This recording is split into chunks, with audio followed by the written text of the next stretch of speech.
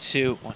What's up, everyone? Trey, Lyles here from Frontstretch.com, along with, I guess this is a meeting of my two worlds. We got Ed Lane from the Fast Lane with Ed Lane. I'm, of course, a part of that show. And then we obviously have Trenton and Michael here talking all things paperclip. Day number 3 for us this time in the Cup Series. Kyle Larson finally gets his grandfather clock.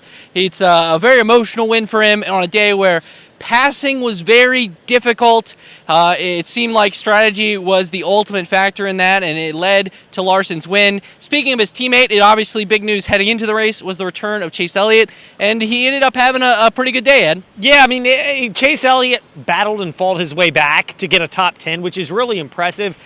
Exhausted after the race, and a hot take, pun intended, on this is, I think the temperature rose when the sun came out. It looked like it was going to be cloudy and overcast.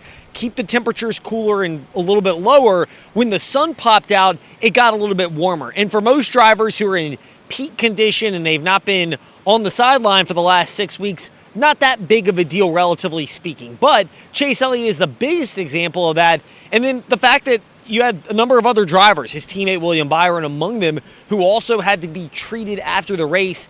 Nothing major, but the exhaustion, I think, clearly caught up to Chase Elliott afterwards. So he had to fight his way to get a top 10, but if you're Hendrick, you'll take that any day. Absolutely, absolutely. Something else they'll take is the cautions falling their way, and it did with a theme of last season, a tire coming off Anthony Alfredo's 78 car, and it ultimately changed the race, middle of green flag stops, and it resulted in kind of a jumbled up result that led to Larson winning.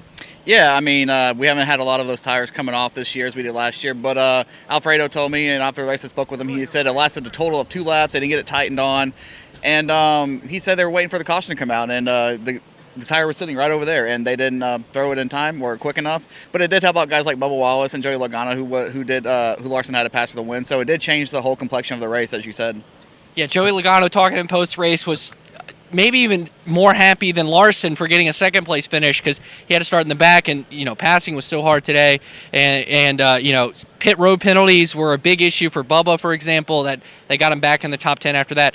Speaking of pit road penalties and issues, this day was setting up perfectly for Stuart Haas Racing. They had 4 drivers in the top 10. Obviously, Ryan Preece on the pole, he won the first stage. Kevin, he gets a pit road penalty, not able to recover it. Kevin Harvick then insists of leading the second stage. They lead 200 laps, Michael. It was really a dominant day by Stuart Haas, but then the results were just not there.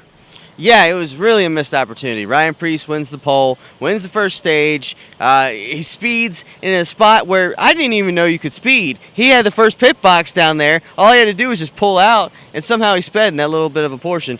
So that blows his race. Harvick wins second stage. He has a flat right front tire that knocks him out of contention. Then it looks like it's all Chase Briscoe, right? He's setting sail. He leads over 100 laps. And then that caution, not the one for the loose wheel, it was a caution for J.J. Yaley spinning. Chase was kind of in a bad situation of does he pit, does he stay out? He elected to pit. Other guys stayed out, took 2 tires.